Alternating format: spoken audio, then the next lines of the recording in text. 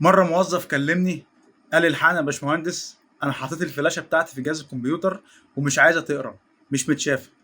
وموظف تاني برضو كلمني بس بعديها بفتره يعني، قال لي الحقنا يا باشمهندس انا في فايلات عندي اتمسحت ومش عارف ارجعها. وموظف تالت كلمني قال لي يا باشمهندس انا عندي الديسك بتاعي الهارد او الاس اس دي مساحته 1 تيرا، وانا مقسم السي فيها 100 جيجا بس، ودلوقتي السي بقى لونها احمر، فمحتاج اكبر السي شويه، مع العلم ان انا عامل بارتيشنز تانية جنب السي، فعايز اكبر السي من غير ما امسح اي مساحه من المساحات او اي بارتيشن من البارتيشنز اللي موجوده جنبها.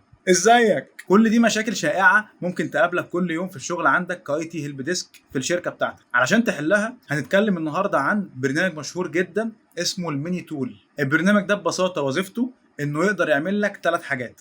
اول حاجه ممكن يقسم لك البارتيشنز بتاعتك من غير ما تخسر في المساحه.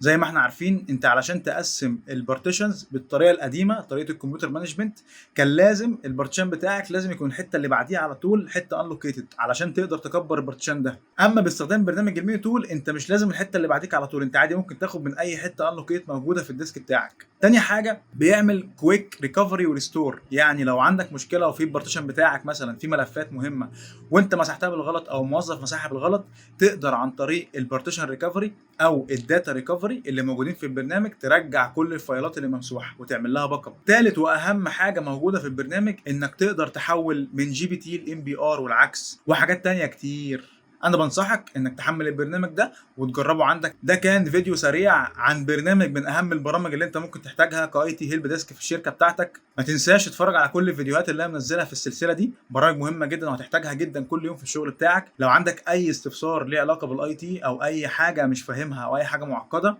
اكتبها لي في الكومنتات ونتكلم عليها في الفيديوهات اللي جايه. ما تنساش تصلي على النبي. سلام.